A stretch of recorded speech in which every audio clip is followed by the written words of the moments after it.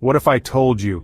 The voice inside your head isn't always telling the truth, the one that says you're not ready, that you'll probably fail, that you're not as good as you think. That voice, it's not wisdom, it's fear with a microphone, and it's lying to you every single day. Your inner voice didn't come out of nowhere.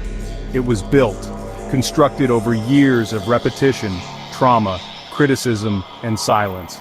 Every time someone doubted you, every time you failed and didn't process it, every time you stayed silent instead of speaking up, that voice collected it, stored it, and replayed it back to you as if it were truth. But it's not truth, it's programming. The biggest lie your mind tells you is that the voice is you. But let's break that illusion. If the voice was truly you, why would it insult you? Why would it sabotage your confidence? Why would it replay every failure in 4K resolution and blur every win? It's because the voice isn't trying to help you grow, it's trying to keep you safe, and in its language, safe means never risking anything, never trying, never failing, never growing. It doesn't yell, it whispers. You'll hear it when you want to apply for that job. You're not qualified enough. You'll hear it when you want to speak your truth. No one wants to hear what you have to say. You'll hear it when you want to leave something toxic. What if it gets worse? It doesn't say, you can't. It says, maybe later. It delays. It doubts. It disguises itself as logic. That voice has a cost, and the price you pay is massive. You miss opportunities, you stay in bad places, you talk yourself out of everything you dream about. You don't need an enemy out there, because you already have one inside. It tells you you're lazy when you're just scared. It tells you you're not good enough when you're just inexperienced. It tells you it's not the right time, when really, it's just not the easy time. Here's the question most people never ask. Who trained that voice? Whose words live inside your self-talk? Is it your parents? A coach? A boss who never saw your worth? Your own younger self, still bleeding from an old wound? Because if you don't know where the voice came from, how can you trust it? You're letting a ghost narrate your future. Someone who isn't you, and doesn't live here anymore. You can't delete the voice, but you can override it. And the first step is noticing it in real time. Catch it in the act.